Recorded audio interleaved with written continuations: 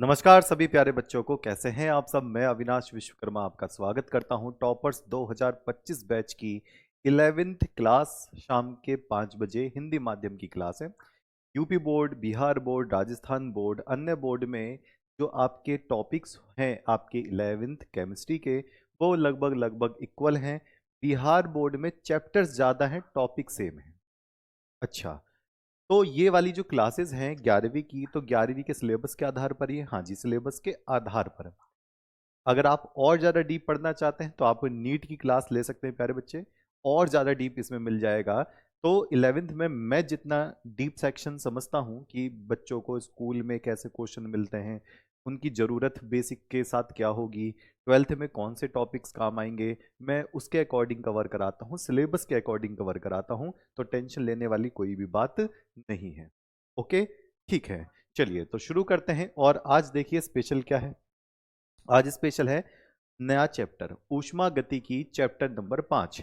और इसमें अगर हम देखें चैप्टर नंबर 5 में, तो इसमें आज मैं कराने जा रहा हूं सामान्य परिचय। सामान्य परिचय का मतलब आज मैं इस चैप्टर के बारे में आपको डिटेलिंग दूंगा और एक टॉपिक पर हम काम करेंगे।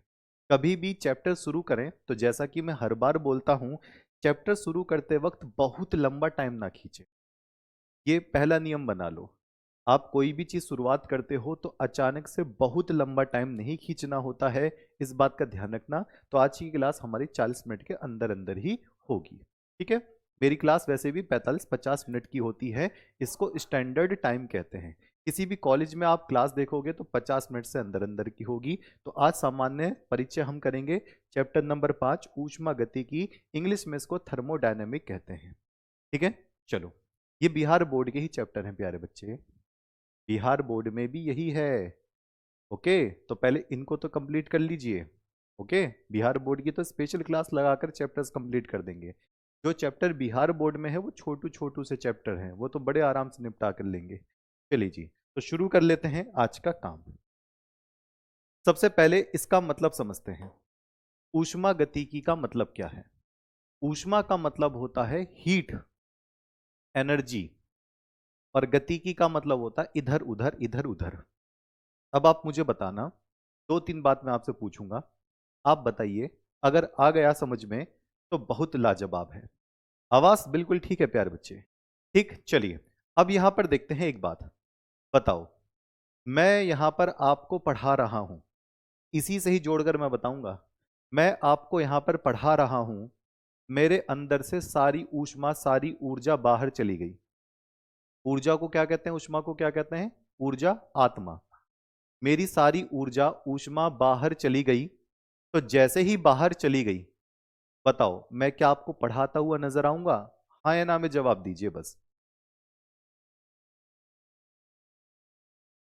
हाँ, यूपी बोर्ड ये लिखा तो है भैया, यूपी, बिहार, राजस्थान। तो बताओ, अगर मेरे अंदर की सारी ऊष्मा, सारी ऊर्जा, सारी एनर्जी बाहर चली गई, तो मैं क्या आपको पढ़ाता हुआ नजर आऊंगा या फिर जमीन पे गिर जाऊंगा। पढ़ाऊंगा, हाँ या ना। मेरे ख्याल से तो नहीं, क्योंकि मेरे अंदर की सारी की सारी जब ऊर्जा चली गई है तो होगा क्या। सीधी बात है, कोई मशीन कब काम करती है, जब उसके पास क्या होती है, ऊर्जा होती है। मैं आपको नहीं पढ़ा पाऊंगा। यानी कि मेरे अंदर की ऊष्मा, मेरे अंदर की एनर्जी चली गई। चली गई का मतलब गति करके बाहर चली गई। अच्छा, अब एक बात बताओ, मैं आपको धीरे धीरे पढ़ा रहा हूं, बड़े स्लो स्लो में, है ना। मुझ में पढ़ाने का मन नहीं है। मान लो किसी ने मुझे बाहर से ऊर्जा दे दी, एनर्जी दे दी, तो मैं आपको बहुत तेजम तेज पढ़ाऊंगा, ये ले, ऐसे ऐसे ऐसे ऐसे। यानी कि बाहर से ऊर्जा आ भी रही है या फिर अंदर से ऊर्जा जा भी रही है, एक ही बात हो सकती है ना, जाना, आना। तो अगर ऊर्जा निकल गई या ऊर्जा आ गई, ये सारी बात हम पढ़ते हैं इस वाले चैप्टर में, ऊष्मा गतिकी में। ठीक, बिल्कुल सीधी बात है। अच्छा, अब एक बात मुझे बताओ, एक जिंदा और एक मुर्दा इंसान है। जिंदा इंसान और मुर्दे में क्या अंतर है, सिर्फ ऊर्जा का अंतर है। अगर ऊष्मा, एनर्जी जिंदे इंसान से खींच ली जाए, वो तुरंत मर जाएगा। इसी वजह से कहते हैं ये वाला चैप्टर पढ़ लो, बहुत काम का है, और इसमें कुछ बातें पहले ही लिखी गई हैं, बहुत पहले कृष्ण भगवान ने पहले ही बता दी गई थी। चलो चेक करते हैं क्या होने वाला है। आओ सबसे पहले समझते हैं इसको। सबसे पहले आते हैं हम अपनी पृथ्वी पर। ठीक है, आ गए भैया? लो अब देखो, जो हमारी पृथ्वी है, मैं इंडिया दिखा दे रहा हूं, ये रहा। अब कहोगे सर ऊष्मा गतिकी में इस पृथ्वी का क्या मतलब है, ऊष्मा गति में इस पृथ्वी का क्या मतलब होना चाहिए? तो चलो मैं दिखाता हूं क्या मतलब है। देखो यहां पर है अंतरिक्ष, देखो ध्यान से सुनना, यह है पूरा का पूरा अंतरिक्ष, अंतरिक्ष स्पेस, और यह है हमारी पृथ्वी, ये पृथ्वी है। और मान लो इस पृथ्वी पे बहुत सारी ऊर्जा है, इस पृथ्वी पर क्या होगा, इस पृथ्वी पर इंसान हैं, पेड़ पौधे हैं, जानवर हैं, उन सब की ऊर्जा है, लोहा चांदी सब ऊर्जा के रूप में पृथ्वी पर है। अगर इस पृथ्वी से ऊर्जा बाहर जा रही है, ऐसे इस पृथ्वी से ऊर्जा बाहर जा रही है, इसका कहने का मतलब पृथ्वी धीरे धीरे खत्म हो जाएगी, यही तो बात है। ऊर्जा अगर बाहर जा रही है तो इसका मतलब पृथ्वी धीरे धीरे खत्म हो जाएगी। पृथ्वी खत्म क्यों नहीं होती? कुछ ऊर्जा बाहर जा रही होगी तो सूरज से कुछ ऊर्जा पृथ्वी को आती भी है, ऐसी तो है, धूप मिलती भी है, यानी कि कुछ ऊर्जा बाहर चली गई तो कोई बात नहीं, कुछ ऊर्जा आती भी है, इसी वजह से पृथ्वी बची हुई है, नहीं तो पृथ्वी कब की खत्म हो चुकी होती। ये ऊर्जा या ऊष्मा की ही देन है। अगर पृथ्वी ने सारी ऊर्जा निकाल दी, ऊष्मा निकाल दी, तो कहानी खत्म हो जाएगी। बात क्लियर है जी? तो जो जिस चीज पर हम काम करते हैं, जिस चीज को देखकर हम काम करते हैं, जिसको हम देखते हैं कि ऊर्जा जा रही है आ रही है, उसको हम तंत्र बोलते हैं, उसको हम क्या बोलते हैं? तंत्र। जैसे मैंने अपने शरीर की बात करी, तो शरीर से ऊर्जा निकली, कहां से ऊर्जा निकली? शरीर से, तो मेरा शरीर हो गया तंत्र। और तंत्र को छोड़कर बाकी जो भी जगह होती है उसको हम बोलते हैं परिवेश। तंत्र को छोड़कर बाकी जो भी जगह होती है, आसपास की जो भी जगह होती है, उसको हम क्या कहते हैं? परिवेश बोलते हैं। चलो एक चीज बताना मुझे, बताना जल्दी से। ये एक बड़ा सा कमरा है, देखते हैं कितने बच्चे बताएंगे। ये एक बड़ा सा कमरा है, इस कमरे के अंदर एक ठंडी पानी की बोतल रखी हुई है, एक ठंडी पानी की बोतल रखी हुई है। ये ठंडी पानी की बोतल लिख दूं, ठंडी पानी की बोतल, ये ठंडी बोतल रखी हुई है।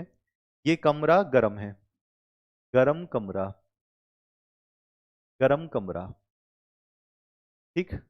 अच्छा, अब मैं इस ठंडी पानी की बोतल को देख रहा हूं बैठकर, बैठकर देखा तो 3 घंटे बाद अब ये ठंडी नहीं रही। इसने क्या ले ली? कमरे से ऊर्जा ले ली, कमरे के अंदर से जितनी गर्मी है, ऊर्जा है, इसने ले ली। अब ये ठंडी की जगह गर्म हो गई। तो बताओ इस कमरे और इस बोतल में तंत्र कौन सा है? बताओ, बोतल तंत्र है या ये पूरा कमरा तंत्र है? हम किसके ऊपर नजर बैठाकर देख रहे हैं, किसके ऊपर हम स्टडी कर रहे हैं? तो ये बोतल तंत्र होगी या कमरा होगा, इतना मुझे बता दो।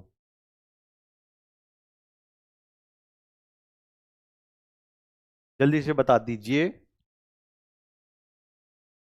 हाँ, तंत्र का मतलब सिस्टम, तंत्र किसी एक तरीके की सिस्टम, किसी एक तरीके का निकाय।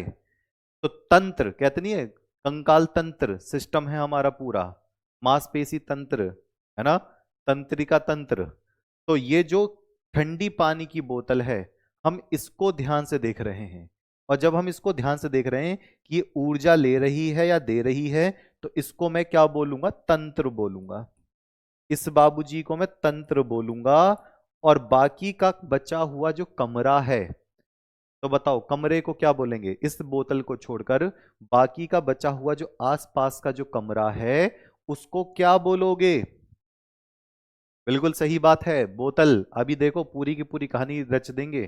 तो बाकी का बचा हुआ जो कमरे का खाली हिस्सा है उसको क्या बोलोगे? जल्दी बताओ, फिर मैं इसके इंग्लिश के नाम बताता हूं।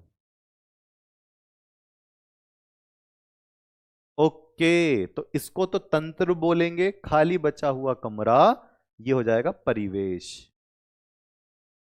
परिवेश का मतलब होता है आसपास के चारों तरफ जो बचा होगा, परिवेश। अब इसको इंग्लिश में जरूर और देख लो। तंत्र को बोलते हैं सिस्टम, तंत्र को बोलते हैं सिस्टम, और परिवेश को बोलते हैं सराउंडिंग। परिवेश को क्या बोलते हैं? सराउंडिंग बोलते हैं। ठीक, चलो। अब इससे भी मेरा पेट नहीं भरा, मैं आपसे और पूछता हूं। ठीक, चलो जी, और देखते हैं। मैंने क्या किया, मैंने एक बर्फ का टुकड़ा ले लिया। ये देखो, मैंने बर्फ का टुकड़ा ले लिया और बर्फ बर्फ के टुकड़े को एक बहुत बड़े से पतीले में डाल दिया, बहुत बड़े से पतीले में डाल दिया ऐसे। ठीक, चलो जी। और ये जो पतीला है, ये बड़ा सा पतीला कमरा ही समझ लो।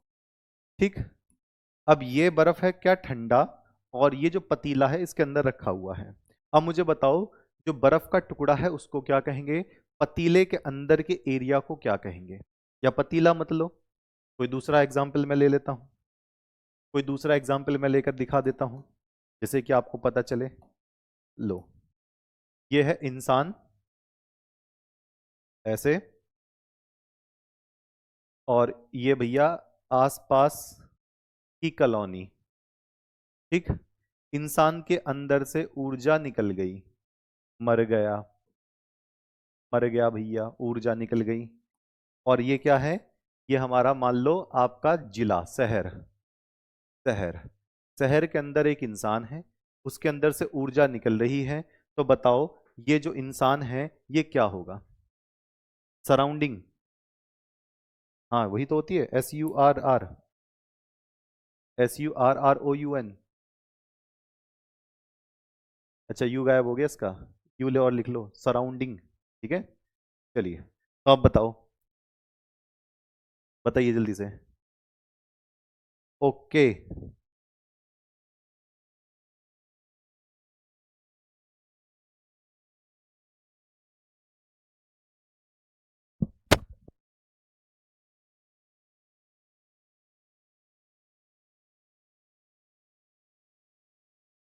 चलिए, तो अब बताओ, ये इंसान क्या हो जाएगा? तंत्र हो जाएगा। ये इंसान क्या हो जाएगा? तंत्र हो जाएगा।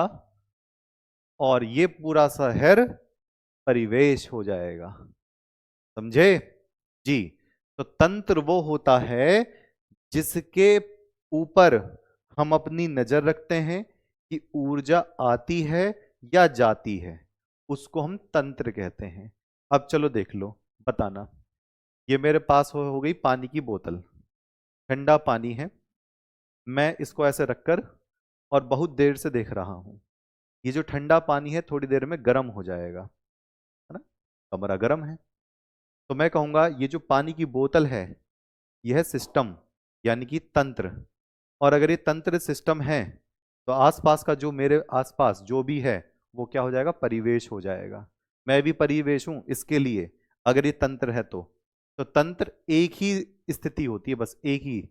आप जिसकी तरफ नजर घुमा के देख लो उसी को ही तंत्र बोल दोगे, लेकिन आप उस पर ये जरूर देखना कि एनर्जी आ रही है या एनर्जी जा रही है।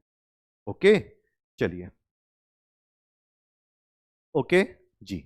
अब यहां पर हम लिखेंगे ऊष्मा गतिकी का सबसे पहले क्या तंत्र होता क्या है। तो सबसे पहली हेडिंग हमारी आ चुकी है जहां से हमें शुरू करना है। क्या शुरू करना है? तंत्र।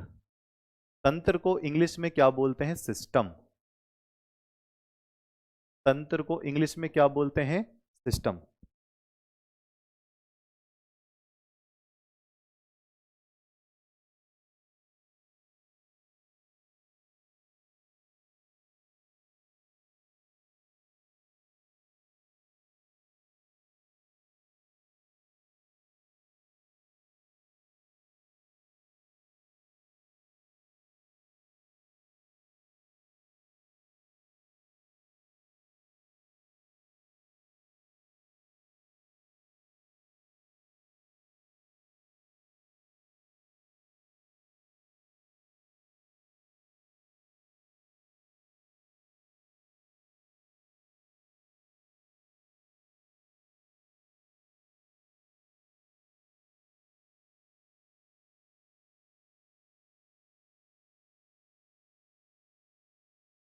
तंत्र और सिस्टम, तो इसकी परिभाषा क्या होगी?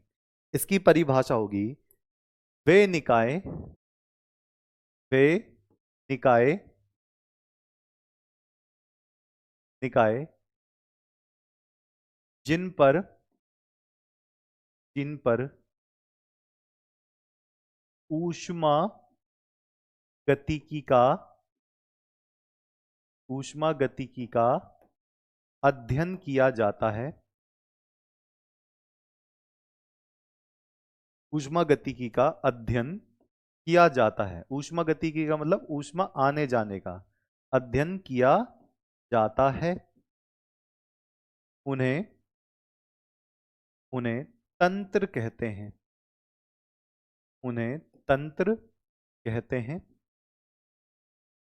ठीक, तंत्र से ऊष्मा, तंत्र से ऊष्मा आदान प्रदान, आदान प्रदान हो सकती है। तंत्र से ऊष्मा आदान प्रदान हो सकती है, यानी कि तंत्र ऊष्मा का आदान प्रदान कर सकता है। ठीक, तो तंत्र को निकाय भी कह सकते हैं, लेकिन तंत्र हम नाम क्यों दे रहे हैं? क्योंकि वो सारी चीजें जिसमें ऊष्मा गतिकी का अध्ययन, जिस पे नजर हमारी होगी, उसी को ही तंत्र हम कहेंगे। निकाय का मतलब होता है वस्तु, निकाय का मतलब होता है कोई भी वस्तु, कोई भी वस्तु या कोई प्राणी, कुछ भी चीज आप निकाय बोल सकते हो। ठीक, अच्छा, तो तंत्र से ऊष्मा का आदान प्रदान हो सकता है। आदान प्रदान को मैं बोलता हूं विनिमय, विनिमय। अच्छा, अब चलो एक बात देख लेते हैं। अगर मैंने कोई चीज यहां पर बनाई, ये देखो ऐसे, इसको ऐसे बनाकर आना पेपर में, और यहां पर बीचों बीच में एक मैंने ये दिखा दिया ऐसे, तो ये जो है आपके पास, ये जो बीचों बीच में दिखाई दे रहा है, इसको मैं क्या कहूंगा? इसको मैं तंत्र कहूंगा। इसको मैं क्या कहूंगा? तंत्र कहूंगा, सिस्टम कहूंगा, क्योंकि मेरी नजर किस पर है? इस बीच वाले पर है। और ये जो बाकी का बचा हुआ क्षेत्र होगा, इसको मैं कहूंगा परिवेश। आप इसको पेपर में ऐसे ही बना कर आना, पूरे नंबर मिलेंगे। परिवेश, इसको मैं सराउंडिंग बोलूंगा, हिंदी है तो हिंदी में ही आप इसको लिखिए। अच्छा, जब तंत्र और परिवेश आपस में मिल जाता है, सोच के देखो, अगर मैं तंत्र हूं तो मेरे अलावा जो भी कुछ है वो सब परिवेश होगा। तो तंत्र और परिवेश को अगर एक साथ आप लगा दोगे तो उसको ब्रह्मांड बोलते हैं, यूनिवर्स बोलते हैं। परिसीमा, परिसीमा की मतलब है आप कहां तक ऊष्मा को पहुंचा सकते हो या कहां से ऊष्मा ले सकते हो। चलो, अगर मैं ब्रह्मांड देखूं, पूरे यूनिवर्स की बात करूं, तो तंत्र प्लस परिवेश को ही क्या कहते हैं? ब्रह्मांड कहते हैं। तो अगर मैं यूनिवर्स की बात करूं, यूनिवर्स, यूनिवर्स अगर आपको पूरा ब्रह्मांड बनाना है तो तंत्र प्लस, तंत्र प्लस परिवेश लेना पड़ेगा। तंत्र प्लस परिवेश को अगर आप जोड़ दोगे तो पूरा ब्रह्मांड बन जाएगा, जैसे कि मैंने आपको इसमें भी दिखाया था। अगर सिर्फ पृथ्वी तंत्र है तो जितना भी चारों तरफ है वो परिवेश होगा, और इन दोनों को मिलाकर पूरा ब्रह्मांड, यूनिवर्स बन जाएगा।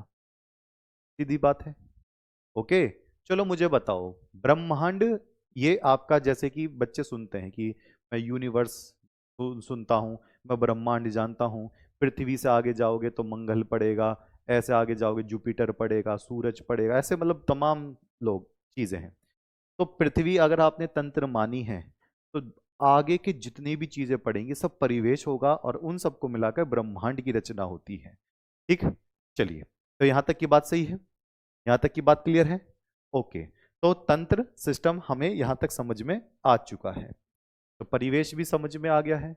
ओके, ये रहा, तो तंत्र प्लस परिवेश बराबर ब्रह्मांड, यूनिवर्स हो जाएगा।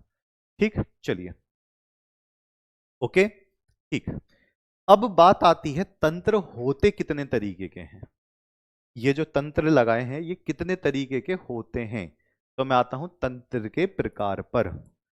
बड़े आराम से कवर करेंगे तंत्र के प्रकार। तंत्र के प्रकार, तो तंत्र कुल 3 प्रकार के होते हैं। तंत्र के प्रकार ये है 3 प्रकार के होते हैं। तंत्र मुख्य रूप से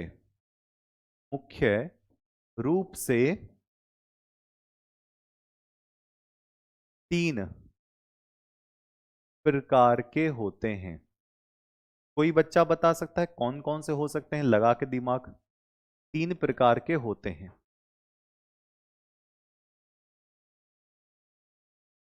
जी, अपनी अंशिका त्रिपाठी अपनी प्रॉब्लम बता दीजिए। ठीक, जो बच्चे को लगता है कि प्रॉब्लम है हमें कुछ, तो लिख दीजिए। ठीक, ओके, कमेंट में ही। ओके, अगर आपने गलती से मैथ का बैच ले लिया है तो आप हेल्पलाइन नंबर पे कॉल कर लीजिए, आपका हो जाएगा, चेंज हो जाएगा। ठीक, ओके। तो तंत्र मुख्य रूप से 3 प्रकार के होते हैं। अब जरा ध्यान से सुनना, मजा आएगा। आप अपनी किचन में ही इसको देख सकते हो। आज रसोई में जाना, रसोई में जाने के बाद मैं बताऊंगा, या फिर अभी वहीं बैठे बैठे मम्मी जी से पूछ लो, वो बता देंगी तंत्र ये वाला है हमारे पास या नहीं। ठीक है, चलो। तो पहले नंबर पर होगा खुला तंत्र। पहले नंबर पर है खुला तंत्र, ओपन सिस्टम। पहले नंबर पे खुला तंत्र, इसको हम क्या कहेंगे? Open system. ठीक है, इंग्लिश में बस मैं ऐसे ही लिख देता हूं, जबकि जरूरत पड़ेगी है नहीं। खुला तंत्र, ओके। फिर दूसरा वाला है बंद तंत्र। बंद तंत्र, ठीक, क्लोज्ड सिस्टम। अपने घर में पूछिए आपके पास कौन सा वाला है, मैं पहले समझा दूं। ओके। और तीसरे नंबर पर आता है विलगित तंत्र। तीसरे नंबर पे क्या आता है? विलगित तंत्र। ठीक, अच्छा एक बार बताओ, सिर्फ 4-5 बच्चों को ही आवाज सही नहीं आती है? मेरे हिसाब से तो आवाज मेरी बहुत बुलंद है, मैं बहुत आराम से तेजी से भी बोलता हूं। बट कुछ बच्चे कहते हैं आवाज ही नहीं आ रही है, ऐसा तो मतलब ही नहीं है। ठीक, आपके क्षेत्र के नेटवर्क स्लो होंगे, ऐसा हो सकता है, लेकिन यहां से बिल्कुल ठीक है प्यारे बच्चे। ठीक, जैसे गोलू बोल रहे हैं बेटा कि आवाज बहुत स्लो है, ऐसा तो हो ही नहीं सकता। आप एक बार कमेंट करके सभी बच्चे बता दें। ठीक, चलिए। बंद तंत्र के बाद तीसरे नंबर पर आता है विलगित तंत्र। तीसरे नंबर पर क्या आता है? विलगित तंत्र आता है, जिसको आइसोलेटेड सिस्टम कहते हैं। आइसोलेटेड सिस्टम कहते हैं इसको। अच्छा, अब मैं पहले इनको समझा दूं। देखो, गैस के ऊपर रखा पतीला, देखना जरा ध्यान से। ये एक पतीला रखा, ये पतीला ऊपर से खुला हुआ है ऐसे, इस तरीके से गैस के ऊपर पतीला रख दिया। या सिंपल सा पतीला बनाता हूं पहले मैं, ये देखो। अपनी मम्मी जी से पूछना, ये हमारे पास है नहीं है। गैस के ऊपर रखा पतीला, इसके अंदर भर दिया पानी, ठीक, और इसको मैं गर्म कर रहा हूं ऐसे।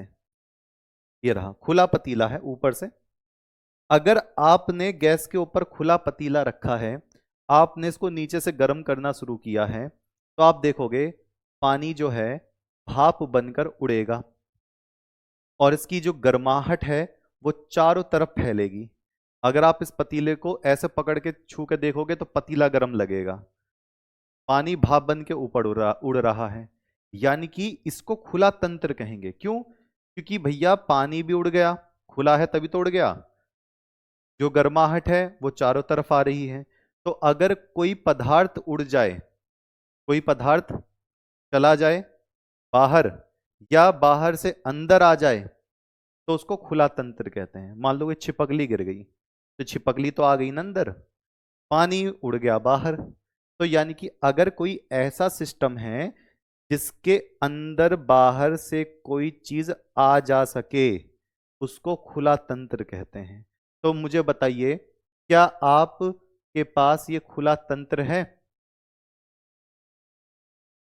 क्या आपके पास खुला तंत्र है? मम्मी जी से पूछिए, जल्दी से बताओ फटाफट। भाप यहां से उड़ गई, छिपकली अंदर आ गई है, कोई छोटा बच्चा है और पानी भर के चला गया। यानी कि खुले तंत्र में भैया मन मर्जी चलती है, आ रहा है जा रहा है, कुछ भी हो रहा है, हैं? ऊर्जा गर्माहट बाहर जा रही है, ठंडक अंदर आ रही है, पानी भाप बन के उड़ रहा है, मक्खी छिपकली अंदर आ रही है, सब्जी अंदर आ रही है। ये खुला तंत्र होता है। ठीक है, जैसे हमारी बॉडी, सांस अंदर ली, छोड़ दी, भैया गैस अंदर आ रही है, गैस बाहर जा रही है, खुला तंत्र है। बिल्कुल सीधी सी बात है। बंद तंत्र होता तो सांस ही ना ली जा सकती थी, ना ही छोड़ी जा सकती थी। तो ये आपके पास है, मेरे ख्याल से आपके पास है। ठीक है, चलो ये तो बात समझते हैं। ठीक, अब बताओ, क्या आपके पास बंद तंत्र भी है? हाँ, बिल्कुल सही बात है। भगोनी भगोना ये सब होगा, पतीला, कुकर, कुकर तो बंद हो गया, थोड़ा सा खुला होता है बस। अच्छा, अब एक बात बताओ, मुझे बंद तंत्र बनाना है, इसको कैसे करूंगा? बंद तंत्र में ऊर्जा तो आ जा सकती है, ऊर्जा को तो नहीं रोक सकते फिलहाल। सिर्फ किसको रोक सकते हैं? पदार्थ को, जो उसके अंदर का पानी है ना, उसको बाहर नहीं जाने दे सकते, और बाहर से कुछ अंदर नहीं आ सकता। तो बताओ, बंद तंत्र को हम कैसे बनाएंगे? निकाय का मतलब होता है कोई वस्तु। सिलेबस जल्दी खत्म हो जाएगा। ये आपका देखो कौन सा चैप्टर, पांचवा है। 9 चैप्टर टोटल है, बिहार बोर्ड में एक्स्ट्रा है बस। ठीक, बिल्कुल सही बात है, सही बात है। बंद तंत्र कैसे बनाएं? इसके ऊपर ढक्कन लगा दो। ऊर्जा तो आ जा सकती है, उसको तो कोई दिक्कत नहीं है, लेकिन हम पदार्थ, कोई गैस, कोई द्रव, कोई ठोस आ जा ना सके, उसको बंद तंत्र कहते हैं। तो अब बताओ कैसे करें? इसके ऊपर है ना ढक्कन लगा दो, बंद कर दो इसको। तो अगर इसके ऊपर मैं ढक्कन लगाऊंगा, अगर मैंने इसके ऊपर ढक्कन लगा दिया जी बाबूजी, लो जी ढक्कन लगा दूं, लो, बड़ा सा ढक्कन लिया मैंने और उसके ऊपर ढक्कन लगा दिया।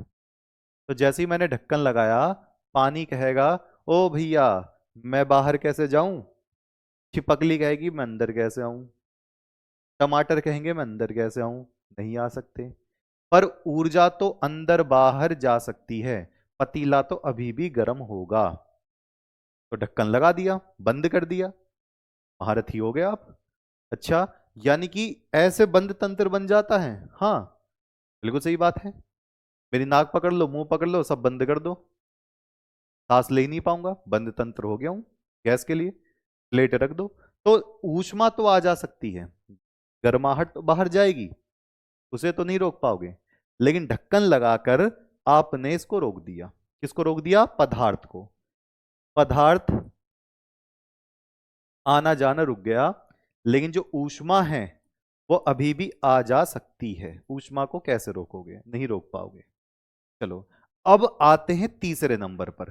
पहला दूसरा हमारे समझ में आ गया, खुला पतीला बंद पतीला, ऐसे याद रखना। ठीक है, ठीक, हाँ ढक्कन भी गर्म होगा, लेकिन पानी तो नहीं जा सकता ना बाहर, ना बाहर से कुछ आ सकता है, बस ऊष्मा आ जा सकती है। ढक्कन गर्म हो, पतीला गर्म हो, उससे कोई फर्क नहीं पड़ता। चलो अब मुझे बताओ, तीसरा क्या आपके पास है? विलगित तंत्र। अगर जिसके पास होगा मैं तुरंत बता दूंगा कि हाँ भैया ठीक है। तो बताओ, तीसरा वाला है विलगित। विलगित का मतलब होता है जिसके अंदर बाहर कोई पदार्थ ना जा सके, आना जा सके, और जिसके अंदर बाहर कोई ऊष्मा ठंडक आ या जा ना सके। ऐसा कुछ बर्तन है क्या आपके पास? यानी कि जिसके अंदर गर्म पानी डाला है तो पानी गर्म ही रहे बहुत देर तक, ठंडक ना चली जाए, या उसकी ऊष्मा बाहर ना चली जाए, वो ऐसा का ऐसा ही रखा रहे। ऐसा कुछ अगर आपके पास है तो जल्दी से बता दो। मोहित कुमार, सर स्कूल का टेस्ट था, 30 में से 28 आए। शाबाश, ऐसे बच्चों का तो मैं इंतजार करता हूं, ऐसे बच्चों का तो मैं इंतजार करता हूं। अंशु केसरी बेटा बोल रहे हैं, मिल्टन बोतल। हाँ सही बात पकड़ ली, बात पकड़ ली, सही बात। यानी कि जिसके अंदर मैंने पानी भरा, तो जब तक आप ना चाहो पानी उड़कर ना जाए, क्योंकि आपने बंद कर दिया उसको, पानी ज्यादा देर तक गर्म रहे, यानी कि उसमें से ऊष्मा बाहर नहीं जा पा रही है, उसी के अंदर ही है, इसलिए पानी गर्म है। ऐसा कभी देखा है? चलो मान लो ये जो बोतल है, ये उस वाली वो वाली बोतल नहीं है।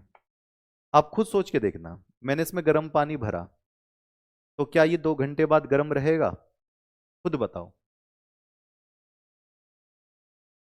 ओके, बताओ जल्दी से। थर्मस। ये थर्मस तो है नहीं ना, वो वाली जो बोतल का आप नाम ले रहे थे, मिल्टन विल्टन बोतल जो कुछ थी। ये नॉर्मल बोतल है, प्लास्टिक की बोतल है, ये देख लो, पिचक रही है। इसमें अगर मैंने गर्म पानी भर दिया और गर्म पानी भरने के बाद मैं इसको 2 घंटे बाद देख रहा हूं, तो क्या अभी भी गर्म रहेगा? मेरे ख्याल से नहीं, है ना, ये तो है, नहीं गर्म रहेगा, ठंडा हो जाएगा। और अगर गर्म पानी भर के रखा और ये ठंडा हो गया, तो ये बंद तो है, इसको बंद तो कर रखा है, लेकिन विलगित नहीं है। विलगित का मतलब बेचारा ठंडा हो गया, ऊष्मा बाहर चली गई। लेकिन आप एक बात सोच के देखो, क्या वास्तव में 100% विलगित तंत्र आपके पास है? एक बात दिमाग में आती है कि 100% नहीं होगा। क्यों नहीं होगा? अगर विलगित तंत्र है तो उसको तो 100, 200, 300, 400 साल तक पानी गर्म रहना चाहिए था। वो तो मेरे ख्याल से एक दिन या 6-7 घंटे पानी गर्म रहता है, फिर भी वो ठंडा हो जाता है। इसका मतलब उसके अंदर से भी ऊष्मा चली गई बाहर। तो विलगित तंत्र थर्मस तो है, लेकिन अच्छा वाला नहीं है। तो मेरे हिसाब से, किताब के हिसाब से, टॉपर्स लोगों के हिसाब से, विलगित तंत्र अभी तक अच्छा वाला बना नहीं है, जिसके अंदर पानी गर्म भर के रख दो तो 10, 15, 20 साल, 200 साल तक पानी गर्म ही रहे, पानी उसमें भी ठंडा हो जाएगा। सही बात बता रहा हूं मैं, करके देख लेना। मुझ पे विश्वास नहीं है तो आपके पास कोई भी थर्मस या मिल्टन की बोतल या जो भी कुछ है, उसमें गर्म पानी भर के रखना, 10 दिन बाद देखना पानी ठंडा मिलेगा। अब लोग कहेंगे यार ये तो आइसोलेटेड था, विलगित था, ऊष्मा तो बाहर नहीं जानी चाहिए थी, गर्माहट तो बाहर नहीं जानी चाहिए थी, लेकिन गई तो गई कहाँ गर्माहट? गर्माहट धीरे धीरे कहीं ना कहीं रास्ता बना के चली गई। तो कोई भी विलगित तंत्र आपके पास नहीं है। जो थर्मस है, वो थर्मस ने क्या किया? धोखा दे दिया। उसने कहा मैं छोटा मोटा हूं, कुछ परसेंट हूं, पूरा 100% नहीं हूं। तो बात समझ में आ गई? आ गई बात समझ में? जी। तो ये बात आपको अच्छी लगी होगी और समझ में भी आई होगी।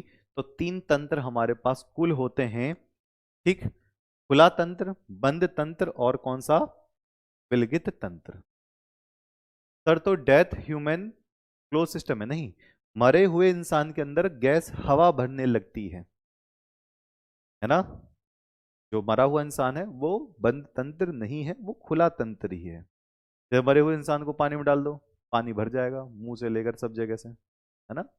ओके। तो 3 चीजें होती हैं इसमें, तो सब कुछ आ जा सकता है। इसमें ऊष्मा भी आ जा सकती है और पदार्थ भी आ जा सकता है, आदान प्रदान हो सकता है।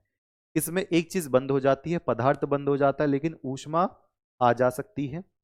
इसमें कुछ भी आदान प्रदान नहीं होता, ना तो ऊष्मा और ना ही पदार्थ। एक बच्चा कह रहा है फ्रिज है या नहीं? फ्रिज भी नहीं है, फ्रिज भी नहीं है, उसमें भी ऊष्मा होती है इधर उधर। ठीक है, चलो।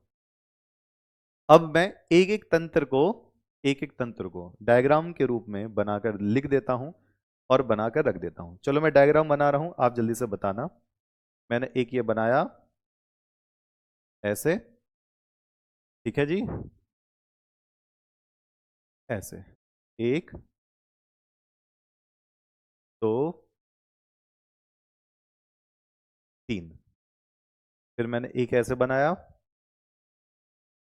ये बंद कर दिया जी बाबूजी। अब बताना कौन सा तंत्र कौन सा होगा। और मैंने एक बनाया ऐसे, बिल्कुल ऐसे बनाकर इस तरीके से, लो जी, ऐसे। ठीक, ओके। ये मैंने भर दिया ऐसे कुछ इसके अंदर, इसके अंदर कुछ भर दिया, इसके अंदर कुछ भर दिया। तो यहां पर मैं लिख रहा हूं इस तरीके से, पदार्थ का आदान प्रदान, पदार्थ का आदान प्रदान हो सकता हो, आदान प्रदान हो सकता हो। और यहां ऊष्मा का, जब पदार्थ और ऊष्मा का आदान प्रदान हो सके, आदान प्रदान हो सके तो उस तंत्र को हम क्या नाम देते हैं? देखते हैं आप क्या नाम दोगे। पदार्थ का आदान प्रदान हो और ऊष्मा का आदान प्रदान हो, गर्मी बाहर जा सके, गर्मी अंदर आ सके, पदार्थ बाहर जा सके, पदार्थ अंदर आ सके, तो इसको मैं बोलूंगा खुला तंत्र। इसको मैं नाम दे दूंगा खुला तंत्र। ठीक है जी, परिवेश में ही होता है खुला तंत्र। ये परिवेश है तो परिवेश के हिसाब से। फिर मैं इस पर आया, इस पर मैं देखा कि पदार्थ का आदान प्रदान नहीं हो रहा। इस पर मैं गया तो जो पदार्थ का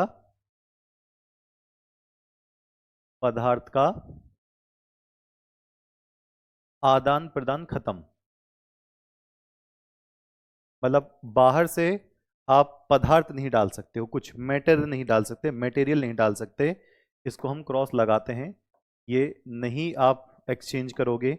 इसमें सिर्फ ऊष्मा आएगी, इसमें सिर्फ ऊष्मा,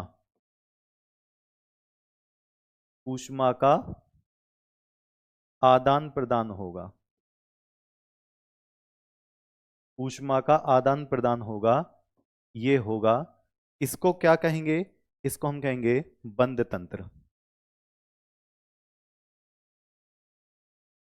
बिल्कुल सही, दूसरा बंद तंत्र है, तो इसको मैं क्या कहूंगा? बंद तंत्र बोलूंगा। और ये इतना डेंजर चैप्टर था या है, जो बच्चे देखकर बौखला जाते हैं, लेकिन आपको बौखलाना नहीं है, आपके पास आपका बड़ा भाई है। तो पदार्थ का नहीं होगा, पदार्थ का आदान प्रदान खत्म, पदार्थ का आदान प्रदान खत्म, और ऊष्मा का आदान प्रदान खत्म। ये भी क्रॉस, यानी कि सब कुछ क्रॉस है। अच्छा, ऊष्मा का आदान प्रदान कुछ इसमें नहीं होगा भैया जी, काहे मेहनत कर रहे हो? दोनों में से कुछ नहीं। और जब दोनों में से कुछ नहीं है तो काटो, मैं कब मना कर रहा हूं लगाने के लिए। तो इसको हम क्या कहेंगे? विलगित। इसको हम क्या कहेंगे? विलगित तंत्र।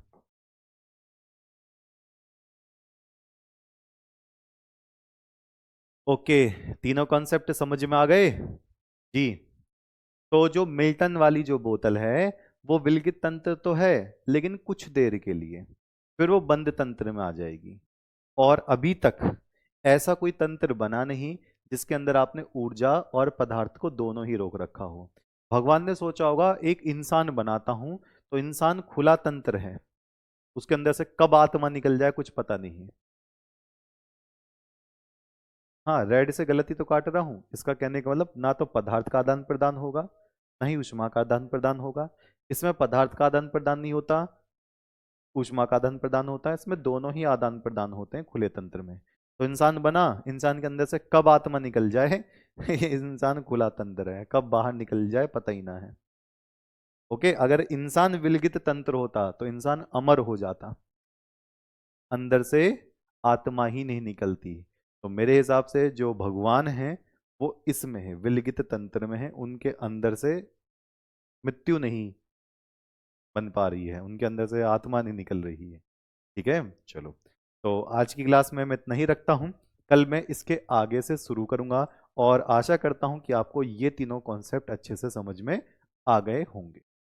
ठीक है, चलिए, ठीक, तो मिलते हैं कल इसके आगे से। कल मैं आपको गीता का एक छोटा सा पॉइंट बताऊंगा जो इसके अंदर आता है, लिंक कर दूंगा, मजा आएगा। ठीक, 100% आइसोलेटेड, 100% विलगित अभी कोई नहीं बना है। अगर किसी ने बना दिया तो वो एक तगड़ा साइंटिस्ट होगा आजकल की दुनिया का। ठीक, चलिए, तो मिलते हैं कल इसी समय पर ही, शाम के 5 बजे।